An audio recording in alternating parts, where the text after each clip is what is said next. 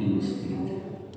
Dan insya Allah akan menjadi saksi nanti di yaumul jaza yang akan diperhitungkan oleh Allah Subhanahu wa Ta'ala dengan salah satu sholat beliau.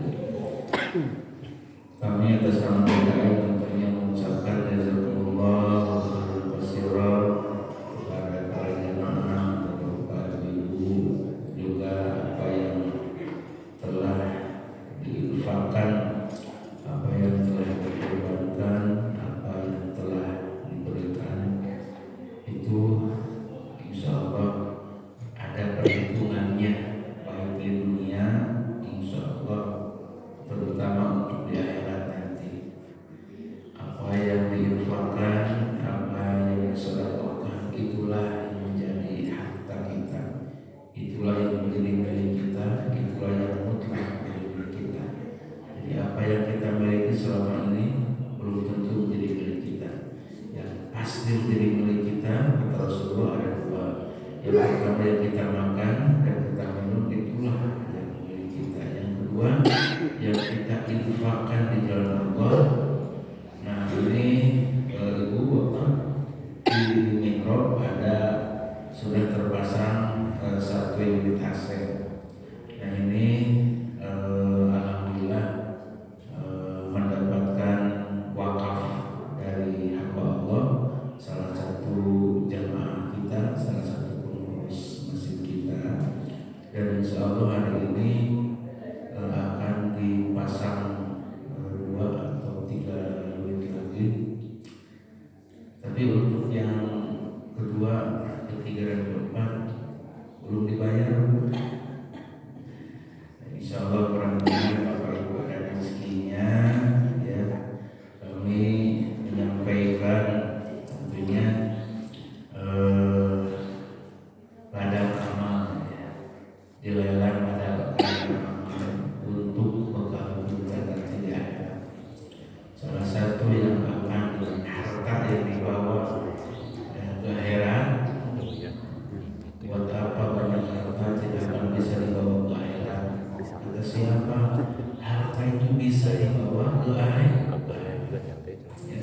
Siti Khadijah sebagai orang terkaya yang dijarah pada saat itu menjelang wafat, hartanya semuanya diinfakkan untuk dana perjuangan dakwah Rasulullah SAW. Itulah yang tentunya akan menjadi berkah.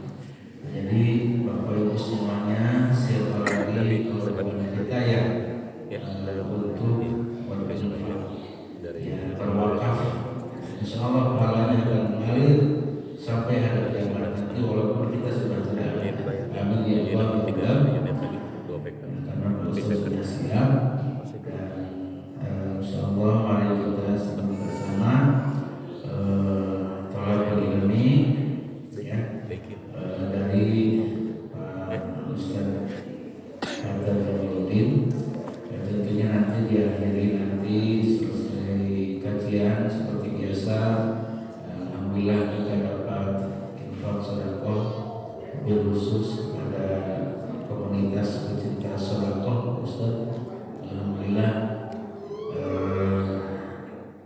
insya Allah mudah-mudahan pahalanya terus mengalir kepada hamba Allah yang memberikan infak sedekah, terutama pecinta komunitas pecinta sedekah. Dan kita juga sangat terbuka, ya, silakan Bapak Ibu untuk berbagi rezeki, ya, dan kita menyisihkan sebagian harta kita, insya Allah. Silakan Bapak Ustaz.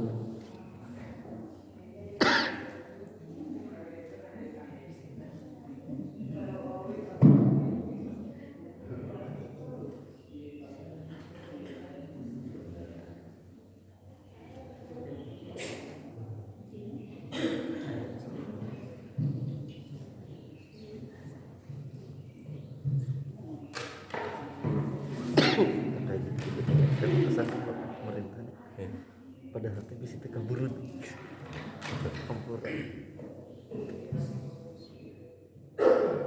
Assalamualaikum warahmatullahi wabarakatuh.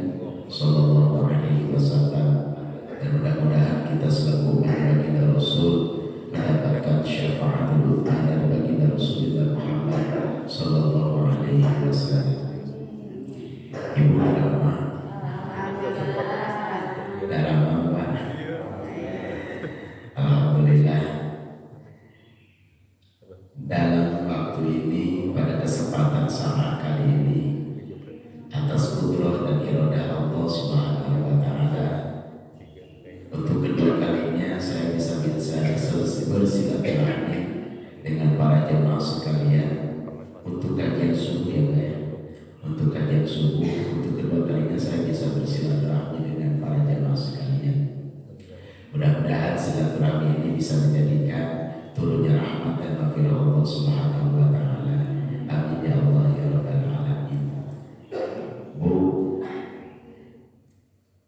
ibu pengawasan sudah. Ibu pengajian berat kan? Enggak. Hah? Yakin itu berat? Bapak abot pengawasan. Abi mah abot. Perlu diketahui Pak, Bu, bahwasanya kita yakini bahwa ada salah satu malaikat Allah yang khusus ditugaskan oleh Allah Subhanahu wa taala mencatat setiap nama-nama orang-orang yang berada di majelis ilmu. Salah satu malaikat itu adalah malaikat Saryahun. Malaikat Saryahun ini ditugaskan oleh Allah Subhanahu wa taala untuk turun ke bumi menyaksikan satu tempat yang mana di tempat tersebut diisi dengan kajian-kajian ilmu dalam arti majelis ilmu. Nah, malaikat Saryahun ini ditugaskan oleh Allah Subhanahu wa taala untuk meliput setiap tempat yang di tempat itu diisi dengan kajian ilmu. Lantas malaikat Saryahun pun kembali lagi kepada Allah Subhanahu wa taala.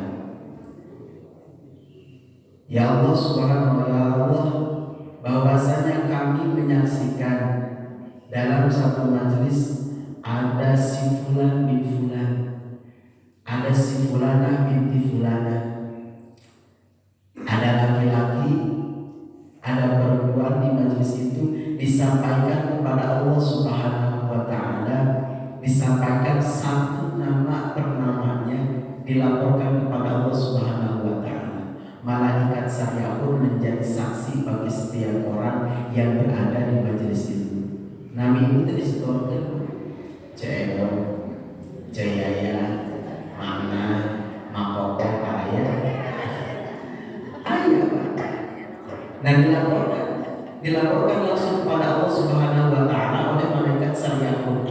Karena tujuan daripada malaikat Saryahun diturunkan ke muka bumi, diperintahkan oleh Allah untuk senantiasa meliput tempat yang di tempat itu diisi dengan kajian ilmu.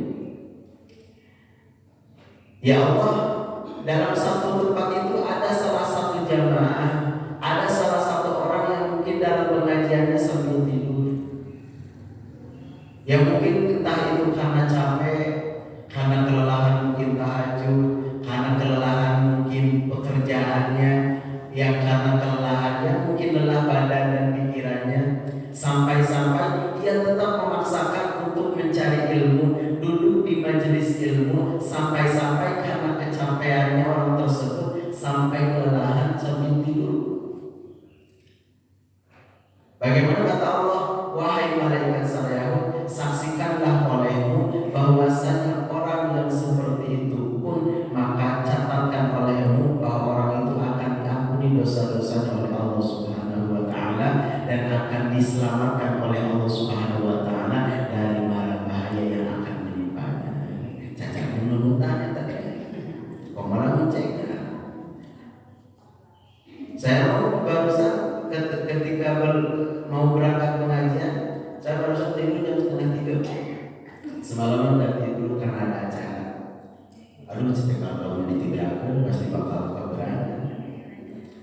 Gila, berarti 2:30 kan belum acara kita. Di 2:30 kan belum kata apa? Nah, mudah-mudahan sengaja dan kesehatan. Bapak Ibu sadayana jamaah sekalian yang dirahmati Allah Subhanahu wa taala. Sebelum kita menginjak ke pembahasan tema yang diberikan oleh pengurus di sini yang bertemakan tazkiyatun nafsi. Ini kisah ini sering saya sampaikan di setiap pengajian, Pak. Disampaikan oleh salah satu syekh di kota Damaskus. Ada seorang ulama yang bernama Abdurrahman Al-Hafam. Di kota Damaskus itu ada salah satu tempat kuburan, tempat orang-orang mati yang dinamakan dengan Dahdah. Ada salah satu tempat di kota Damaskus yang bernama Dahdah, tempat orang-orang meninggal kuburan. Di kota Damaskus ini ada salah satu tempat yang dinamakan Dahdah. Nah, di Dahdah ini ada salah satu orang yang bertugas untuk menggali kubur. Ada salah satu orang yang tugasnya menggali kubur yang bernama Abdurrahman Al-Hafar. Pada suatu saat Abdurrahman Al-Hafar ada yang memanggil satu orang ibu-ibu, memanggil Abdurrahman Al-Hafar untuk menggalikan kuburan, membuatkan satu galian kuburan untuk salah satu keluarganya yang meninggal. Seorang jamaah perempuan ibu-ibu yang mendatangi Abdurrahman Al-Hafar menyuruh Abdurrahman Al-Hafar untuk menggali satu kuburan. Digalilah oleh Abdurrahman Al-Hafar kuburan itu sampai beresnya. Ketika jenazah datang, Abdurrahman Al-Hafar sudah siap berada di lubang kubur itu, sudah siap untuk menerima jenazah yang akan dimasukkan ke dalam kubur. Tapi ketika diturunkan jenazah ke dalam kubur, Abdurrahman Al-Hafar terkejut. Ada kejadian aneh yang melihat ketika jenazah itu diturunkan ke dalam kuburan itu. Ada kejadian hal yang aneh. Kejadian hal aneh yang menjadi Abdurrahman Al-Hafar kaget. Salah satu lubang yang dijadikan lubang jenazah itu berubah menjadi pelataran surga, menjadi pelataran taman surga, menjadi pelataran taman surga. Terus datang malaikat Allah yang menaiki seekor kuda putih yang bersayap, diiringi dengan para malaikat Allah yang lainnya. Lantas terus jenazah tersebut dijemput oleh Allah, oleh malaikatnya Allah yang menaiki kuda tersebut. Diiringi, dinaikkan jenazah tersebut ke atas kuda itu. Diiringi oleh para malaikat Allah yang ikut mengiringi jenazah tersebut. Dihantarkan, dimasukkan ke dalam surganya Allah Subhanahu wa taala. Karena saking kagetnya Abdurrahman Al-Hafar melihat kejadian tersebut, karena cuma Abdurrahman Al-Hafar saja yang melihat kejadian tersebut. Orang tua jenazah tersebut, sedemikian orang-orang yang ikut mengantarkan jenazah tersebut pun tidak ada yang melihat kejadian yang berada di dalam kubur tersebut. Yang melihat hanya Abdurrahman Al-Hafar, salah satu orang yang tugasnya menggali kubur. Sampai-sampai karena saking kagetnya Abdurrahman Al-Hafar melihat kejadian tersebut sampai pingsan. Abdurrahman pingsan, lantas dinaikkan ke atas, dibangunkan oleh jamaah-jamaah yang ikut mengantarkan jenazah. Lantas dibangunkan Abdurrahman yang pingsan. Ketika sadar Abdurrahman Al-Hafar ditanya oleh salah seorang pemuda yang mengantarkan jenazah tersebut, "Wahai Abdurrahman Al-Hafar, kunaon?" Kunaon? Kamu kenapa sampai pingsan seperti itu? Apakah kamu lagi sakit? Tidak, saya sehat. Barusan saja saya melihat kejadian itu sangat aneh, yang mengejutkan saya. Yang mana pada kejadian tersebut saya melihat lubang kubur yang ia gali berubah menjadi taman surganya Allah Subhanahu wa taala, menjadi pelataran-pelataran yang teramat sangat luas, yang sangat begitu indah. Lantas jenazah yang saya kuburkan dijemput oleh malaikatnya Allah Subhanahu wa taala menaiki kuda putih yang dibawa oleh malaikatnya Allah Subhanahu wa taala, lantas dimasukkan ke dalam surganya Allah Subhanahu wa taala. Orang-orang yang mengantarkan jenazah tersebut gak ada yang percaya mendengarkan ungkapan yang dibicarakan oleh Abdurrahman Al-Hafar, sampai Abdurrahman Al-Hafar pingsan. Tidak ada salah satu orang pun yang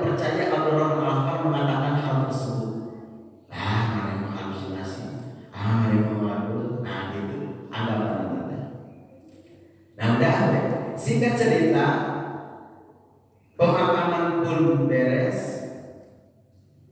Nah, kejadian pada waktu itu ketika Abdurrahman pingsan, melihat kejadian tersebut itu, langsung mimpi Abdurrahman Al-Hafar di dalam pingsannya, mimpi melihat bahwasanya jenazah tersebut dijemput oleh malaikatnya Allah. Itu berada dalam mimpi, tidak terlihat oleh kasat mata seperti itu, tidak, tapi berada dalam mimpinya Abdurrahman Al-Hafar ketika pingsan. Seusai beresnya jenazah tersebut dimakamkan, sudah beres pemakaman sudah beres, keluarga daripada jenazah tersebut pulang. Menjelang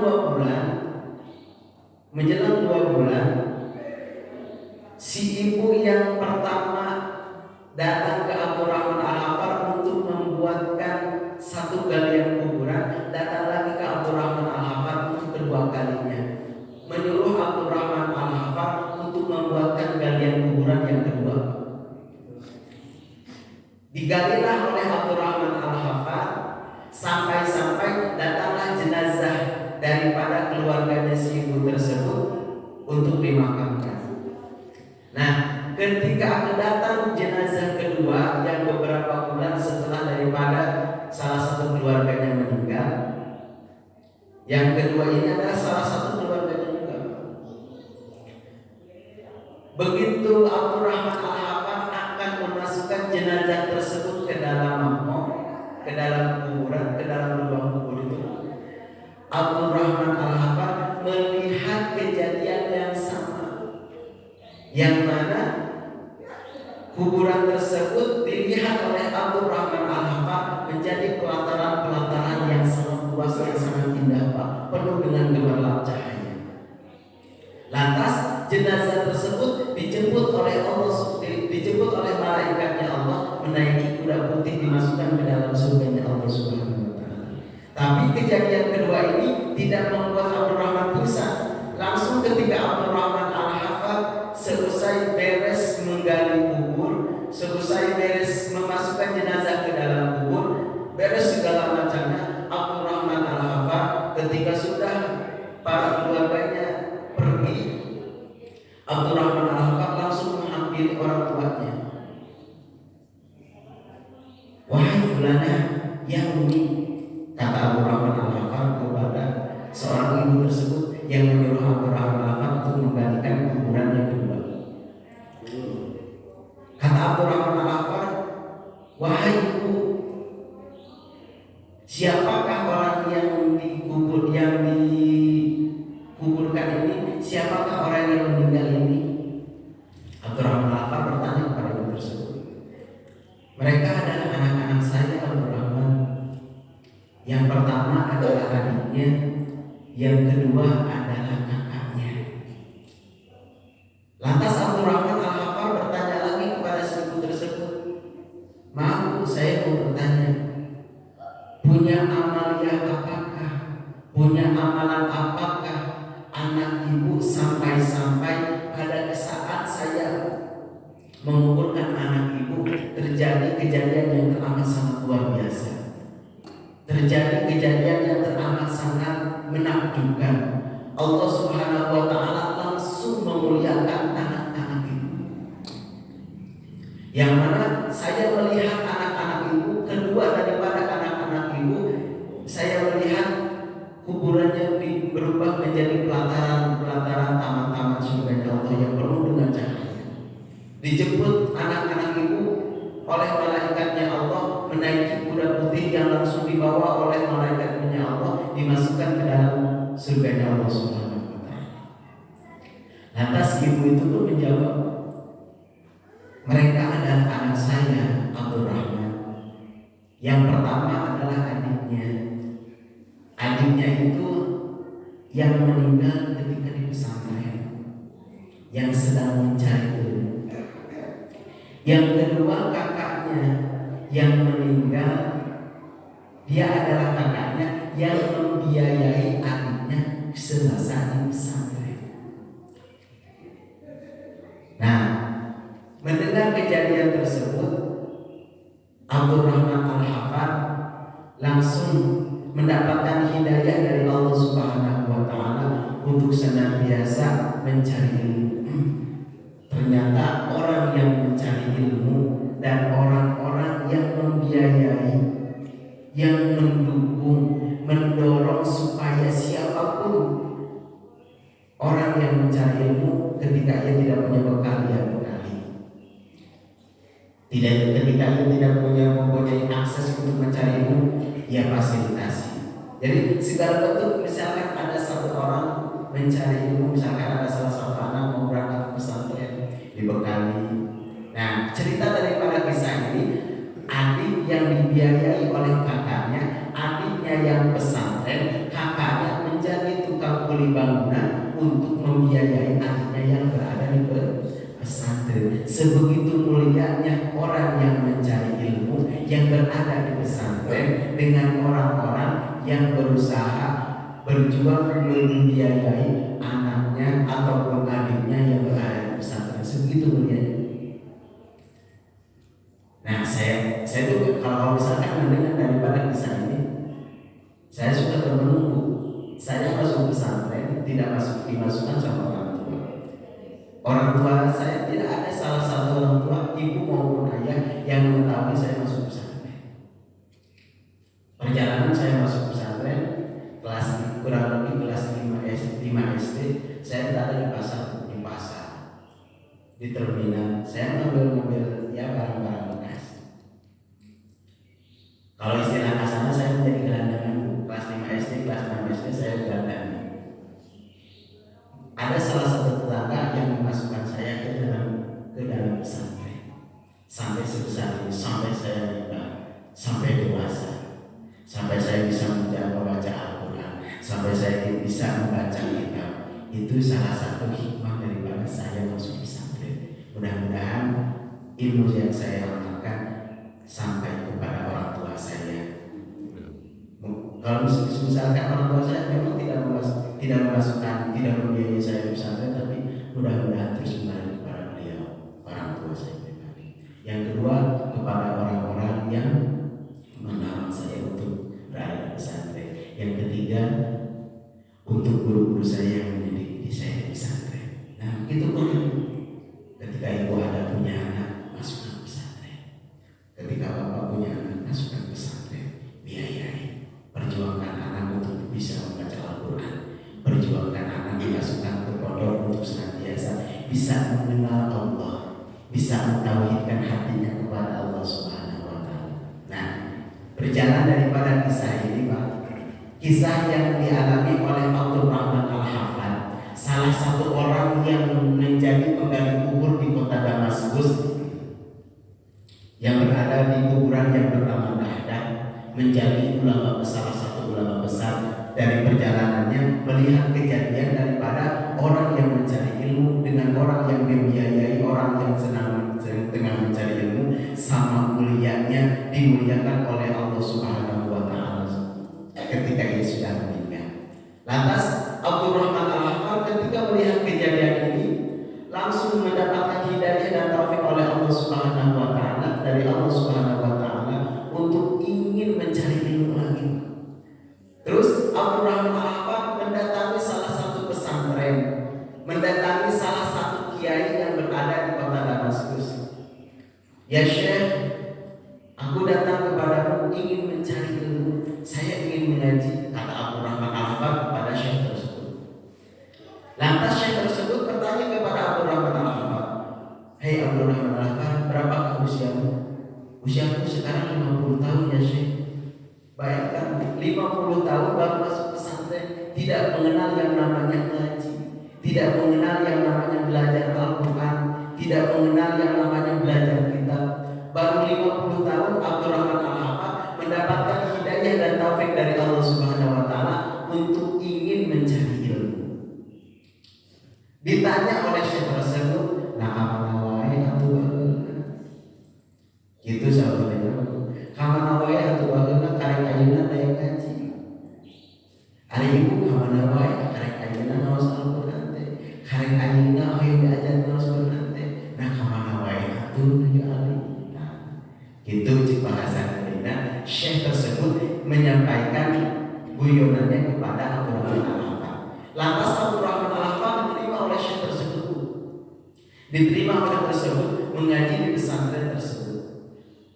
Berjalannya waktu, Abdurrahman Al-Hafan menghafal Al-Quran, menghafal kitab-kitab yang dipelajari di pesantren, ilmu alat, nahwu, sorok, tasawuf, tauhid, segala bentuk pembelajaran yang berada di pesantren Abdurrahman Al-Hafan dihafal. Usia 50 tahun, tapi semangat tingginya untuk senantiasa mencari ilmu sangat luar biasa Abdurrahman Al-Hafan, yang mana dikisahkan daripada titik akhir Abdurrahman Al-Hafan. Karena kejadian tersebut, Abdurrahman Al-Hafan menjadi salah satu ulama besar yang berada di kota Damaskus. Nah, kita bersama, ketika kita belum pernah belajar Al-Quran, yuk kita sama-sama belajar Al-Quran. Ketika kita belum bisa tahu ilmu tentang sholat, kita pelajari ilmu sholat. Ketika kita tidak tahu ilmu tentang wudu, kita pelajari ilmu tentang wudu. Nah, kembali kepada tema bahwasanya tazkiyatun nafsi, asal daripada tazkiyatun nafsi adalah membersihkan diri. Membersihkan diri itu adalah salah satu cara untuk membersihkan lahir maupun batin, yang akan menyelamatkan kita dunia maupun akhirat. Saya buka dalam kutipan dalam salah satu kitab Muraqil Ubudiyah yang berkaitan dengan tazkiyatun nafsi, untuk kita senantiasa membersihkan diri di hadapan Allah tentunya. Tazkiyatun nafsi kita untuk membersihkan hati kita, membersihkan daripada diri dan hati kita di hadapan Allah Subhanahu wa Ta'ala. Allah Subhanahu wa Ta'ala menerangkan ada dua pilihan yang akan menjadikan kita selamat dunia wal akhirat. Ada dua pilihan kata Allah Subhanahu wa Ta'ala untuk kita ketika menghadap Allah Subhanahu wa Ta'ala. Apakah kita menghadap kepada Allah Subhanahu wa Ta'ala dengan keadaan bersih ataupun kotor? Ada dua pilihan kata Allah. Di sini dikatakan iklan, ketahuilah anna lid-dini syatraini ahaduhuma tarkul manahi wal akhir fi'lut ta'at. Allah Subhanahu wa Ta'ala berkata di dalam salah satu karangan ulama, kata Al-Imam Ghazali, ketahuilah bahwasanya di dalam agama itu cuma ada dua pilihan untuk menyelamatkan kita dunia wal akhirah. Kita akan menjadi manusia bersih ataupun menjadi manusia yang kotor. Tentunya ada dua pilihan. Kata Al-Imam Ghazali berkata seperti ini, i'lam anna lid-dini syatrain, bahwasanya di dalam agama ini ada dua pilihan yang bisa kita ambil, yang akan menjadikan keselamatan kita dunia wal akhirah. Yang pertama, tarkul manahi, meninggalkan maksiat. Tarkul manahi, meninggalkan maksiat. Itu menjadikan salah satu sarana untuk kita selamat di hadapan Allah Subhanahu wa Ta'ala. Nah, sekarang kita di sini melaksanakan kewajiban daripada Allah Subhanahu wa Ta'ala yang Allah perintahkan kepada kita semua. Kita sekarang ini tengah menjalani salah satu perintah Allah, yaitu tarkul manahi, menjauhkan maksiat. Yang kedua, fi'lut ta'at. Fi'lut ta'at yaitu mengerjakan ketaatan kita kepada Allah Subhanahu wa Ta'ala. Ketika kita mengerjakan daripada ketaatan kita kepada Allah Subhanahu wa Ta'ala, maka keadaan kita akan dibersihkan oleh Allah Subhanahu wa Ta'ala. Ketika kita meninggalkan maksiat kepada Allah Subhanahu wa Ta'ala, akan menjadikan kita selamat dunia wal akhirat ketika kita menjauhi maksiat kepada Allah Subhanahu wa Ta'ala. Jadi dua poin yang bisa kita ambil yang akan menjadikan bersihnya diri kita, yaitu tarkul manahi dan fi'lut ta'ati, meninggalkan maksiat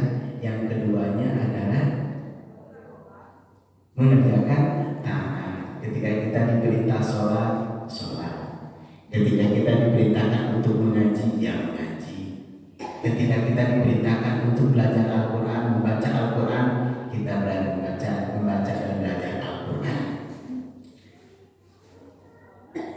Orang diperintahkan sholat, tidak sholat, mengotori dirinya. Ketika ia diperintahkan puasa oleh Allah Subhanahu wa Ta'ala, tapi ia tidak puasa, mengotori dirinya. Jadi dua poin yang bisa kita ambil dalam ungkapan daripada Imam Al-Ghazali ini, bahwasanya tazkiyatun nafsi untuk membersihkan daripada diri kita yang dikatakan oleh Imam Al-Ghazali adalah tarkul manahi wa fi'lut ta'ati. Lantas dikatakan lagi oleh Imam Al-Ghazali dalam kitab ini, wa'lam innaka innama ta'sillaha bijawarihika wa hiya ni'matun minallahi ta'ala 'alayya wa amanatun ladaika fasti'ana ni'matillah 'ala ma'siyah. Bu, anggota daripada badan kita ini adalah nikmat daripada Allah Subhanahu wa Ta'ala dan amanah daripada Allah Subhanahu wa Ta'ala. Ketika kita tidak menggunakan apa yang Allah berikan, nikmat yang Allah berikan kepada kita semua melalui daripada anggota badan kita, maka ghayatul kufran, apabila badan kita dipakai untuk maksiat kepada Allah Subhanahu wa Ta'ala, ghayatul kufran, kita sampai kepada kekufuran. Dan apabila badan kita daripada anggota badan kita dipakai untuk maksiat kepada Allah Subhanahu wa Ta'ala, sampai kepada ghayatul tughyan, sampai kepada kerugian. Nah, di sini dikatakan oleh para ulama bahwasanya yang menjadikan tazkiyatun nafsi itu adalah amal-amal kita. Kita butuh tazkiyatun nafsi, membersihkan diri. Coba kita telah dalam wudu. Ketika kita wudu, kita membasuh kedua tangan. Tazkiyatun nafsi, membersihkan diri secara lahiriah maupun batiniah. Secara lahiriah kita membasuh kedua tangan, secara batiniah dihapus segala bentuk dosa-dosa yang kita lakukan, yang pernah kita lakukan, yang dikerjakan oleh kedua tangan kita, oleh kedua tangan kita. Sambil berdoa, Allahumma fadjadaya min ma'asika kulliha, memohon ampunan kepada Allah, memohon perlindungan kepada Allah. Ya Allah, lindungilah tanganku dari perbuatan-perbuatan maksiat. Allahumma fadjadaya min ma'asika kulliha. Tahu doanya? Suka dipakai doanya? Tapi tahu? Bapak uningan doa-doa dulu. Bapak tahu doa dulu. Ketika melihat air ada doanya Bu. Ini membahas tentang tazkiyatun nafsi, membersihkan diri. Air itu air suci, maka yang melihatnya pun harus berada dalam kesucian. Ketika melihat air, alhamdulillahilladzi ja'ala al-ma'a tahura, langsung kontak batin kita kepada Allah Subhanahu wa Ta'ala. Alhamdulillahilladzi ja'ala al-ma'a tahura. Alhamdulillah Allah, Engkau telah menjadikan air yang suci. Alhamdulillahilladzi ja'ala al-ma'a tahura. Langsung berkontak. Jadi ketika wudu pun kita sudah berinteraksi dengan Allah melalui doa-doa yang para ulama pelajari kepada kita. Ketika melihat air, alhamdulillahilladzi ja'ala al-ma'a tahura, melihat air, kita bersyukur Allah sudah menjadikan air yang suci untuk kita, untuk bersuci wudu, untuk mandi, untuk membasuh pakaian, untuk membasuh yang lain-lainnya. Langsung bersyukur kepada Allah. Membasuh kedua tangan, Allahumma fadiyadaya min ma'asika kulliha. Berdoa kepada Allah, memohon perlindungan agar dijaga daripada kita melakukan hal-hal yang dilarang oleh Allah Subhanahu wa Ta'ala. Langsung membasuh kanan, berkumur, Allahumma a'inni ala dzikrika wa syukrika wa husni ibadatik. Memasukkan air ke dalam hidung, Allahumma arini raihatal jannah wa ta'miradin. Langsung niat wudu. Ketika membasuh wajah, Allahumma bayyid wajhi yawma tabyaddu wujuh wa taswaddu wujuh. membasuh tangan kanan, Allahumma atini kitabi biyamini wa hasibni hisaban yasir. Ibu tahu nggak? Hah? Kalau ibu udah suka gimana bu? Ya biasa aja kayak gitu ya boleh dibasuh. Nah, salah satu penyempurnaan wudhu adalah doa. Barangkali ada yang belum tahu, ya kita pelajari. Nah, ini salah satu bentuk doa sunat hukumnya untuk menyempurnakan daripada wudhu kita. Tadi membasuh tangan kanan sudah, membasuh tangan kiri. Allahumma la tu'tini kita bimishimali aw biwara'i dhahri. Mengusap rambut, Allahumma harim sya'ri wa basyari alanna. Jadi bentuk daripada tazkiyatun nafsi ini sudah kita lakukan, sudah kita pakai dalam kehidupan sehari-hari. Bentuk dari wudhu pun itu membersihkan daripada Allah Ta'ala. Kita masuk sholat, tazkiyatun nafsi, kita tilawah Al-Quran, melihat mata kita ke dalam ayat-ayat Allah, tazkiyatun nafsi, kita zikir la ilaha illallah, lisan kita dipakai zikir la ilaha illallah, la ilaha illallah. Tazkiyatun nafsi membersihkan lisan kita dari kotoran agar senantiasa lisan bisa dibersihkan oleh Allah Subhanahu wa Ta'ala melalui kalimat-kalimat di zikir. Zikir khufi yang dilakukan oleh hati, ataupun olah-olah pernapasan dengan zikir Pak. Tarik nafas dengan mengatakan subhanallah. Dalam satu kali napasan, menahan nafas, mengucapkan kalimat subhanallah 4 kali. Hembusan ketika dihembuskan, mengucapkan kalimat subhanallah walhamdulillah wa la ilaha illallah wallahu akbar 4 kali. Satu kali napasan, yang pernah diajari oleh di pesantren, satu kali napasan mengucapkan 7 kali kalimat tasbih. Nikmat ketika dipraktekkan, diolah di hati, dihembuskan subhanallah, nikmat. Nah, itu bentuk daripada tazkiyatun nafsi. Bentuk lahiriah maupun batiniah harus kita bersihkan dengan kita melakukan ketaatan kepada Allah Subhanahu wa Ta'ala, menjauhi segala bentuk maksiat kepada Allah Subhanahu wa Ta'ala. Dengan cara itu maka kita akan dibersihkan, diselamatkan oleh Allah Subhanahu wa Ta'ala agar senantiasa diri kita dan batin kita tidak berada dalam kekotoran. Mudah-mudahan kita semua bisa melakukan amalia-amalia tersebut, yakni menjauhi, meninggalkan maksiat kita kepada Allah Subhanahu wa Ta'ala dan melakukan segala bentuk perintah ketaatan kita kepada Allah Subhanahu wa Ta'ala.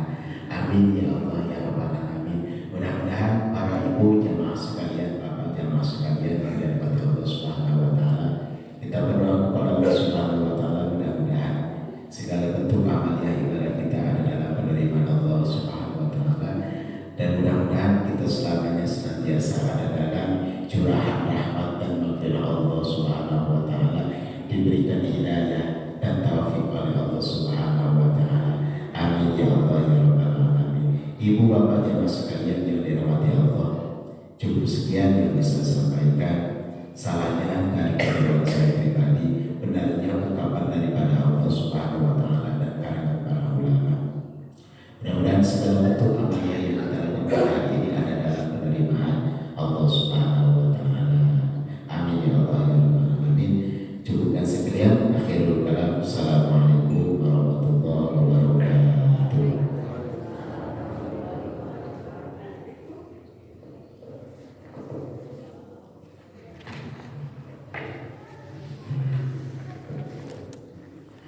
Jazakumullah khairan katsiran Ustaz Fatani Mudir yang telah menyampaikan materi tentang kajian tazkiyatun nafs. Paham Ibu, Bapak? Insyaallah alhamdulillah kita dapat ilmu, sehingga kalau saya komentari Masya Allah ya, betapa bahwa kita ini memang diperintahkan Allah Subhanahu wa Ta'ala untuk yang pertama tolakul ilmi, mencari ilmu, bukan hanya semata-mata mencari ilmu, tetapi ada majelis ilmu insya Allah sebagai ladang amal ya. Karena apa? Memang wajib ya, talabul ilmi fardhatun ala kulli muslimin wal bahwa mencari ilmu itu adalah wajib bagi muslim laki-laki dan muslimah gitu ya. Dari kapan dan sampai kapan? Dalam mahdi lagi, dari mulai lahir sampai kita masuk ke lahir, artinya sampai Allah mencabut nyawa, sampai Allah mengakhiri hidup kita tetap tidak pernah berhenti mencari ilmu. Tadi yang sampai oleh Ustaz, insya Allah betapa seorang hamba Allah yang memang karena kita lihat usia kita sudah ya tinggal menunggu waktu ya Bapak Ibu, kita manfaatkan. Kita telah ini tidak wajib bisanya, yang wajibnya itu adalah ikhtiarnya ya. Ditambah lagi yang tadi kata Ustaz Bata, ketika kita memiliki kemampuan untuk membiayai ya orang yang telah ilmi luar biasa sama ya dapat kemuliaannya seperti orang yang mencari ilmu. Jadi mungkin anak kita sudah besar ya, anak kita sudah dikatakan sukses ya, biayai Bu ya keluarga kita ya, saudara-saudara kita, apalagi yang kekurangan ekonominya lemah misalkan, ataupun siapapun ya. Kalau di kampung-kampung itu Pak ada orang yang mondok itu dibiayai oleh masyarakat ya, termasuk dari DKM itu bisa begitu Pak. Di Tasik itu kalau tiap tahun itu bahkan tiap bulan dikasih dari kas DKM. Karena apa? Karena itulah yang akan menjadi penerus masa depan ya gitu. Jadi insya Allah jadi setiap apa yang kita keluarkan buat anak kita, buat saudara kita ataupun siapapun, apa tadi yang disampaikan oleh Pak Ustaz memang demikian ya, insya Allah. Jadi itulah adalah harta kita yang sesungguhnya gitu ya. Dengan tazkiyatun nafsi kita membersihkan jiwa kita, raga kita ya, terlebih sekarang di bulan Muharram gitu ya, bulan hijrah ya. Mari kita tazkiyatun nafsi, mari kita untuk membersihkan jiwa kita kembali kepada hijrah gitu ya. Yang asalnya kita malas menjadi rajin gitu ya, yang asalnya kita pikir menjadi demikian. Dan semoga kita sampai kapan Bu? Ilalahdi, sampai kita masuk ke yang lain. Artinya sampai apa? Sampai akhir hayat. Tentunya dengan husnul khotimah itu ya, yang diharapkan kita adalah bukan bagaimana orang tersebut ya dilihat dari sejak kecil, tetapi bagaimana kita ini mengakhiri hidup dengan husnul khotimah itu ya yang diharapkan ya. Dan tidak sedikit orang-orang itu kalau bilang akhir hidupnya ya yang su'ul khotimah. Naudzubillah min. Nah, semoga kita ya Allah wafatkan husnul khotimah. Amin ya Allah ya rabbal alamin. Demikian kajian pada pagi hari ini ketiga. Semoga ilmu yang didapat insya Allah berkah, ilmu yang didapat insya Allah bermanfaat. Sedikit ada tambahan Bapak Ibu semua, ada titipan dari remaja Buana bahwa dalam rangka memperingati HUT RI ya, sekaligus dengan ya tahun baru Hijriah ya, Bapak dan Ibu semuanya ada perlombaan, ada lomba adan, lomba tilawah Quran, ada lomba kaligrafi mulai hari ini ya.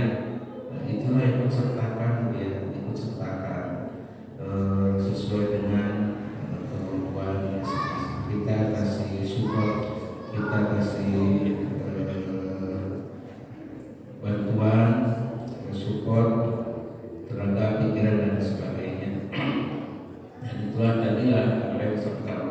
teruskan putra putri kita menjadi masa depan untuk keluarga kita sekaligus untuk masa depan bangsa dan negara kita. Jazakumullah khairan katsiran. Kita tutup majelis ini dengan membacakan doa. Subhanaka Allahumma wa bihamdika asyhadu an la ilaha illa anta astaghfiruka wa atubu ilaik. Walhamdulillahi rabbil alamin. Assalamualaikum warahmatullahi wabarakatuh. Silakan Bapak Ibu untuk menikmati hidangan sarapan pagi. Ada teh, ada kopi, ada menu sarapan seadanya yang untuk tidak dibawa Bu ya.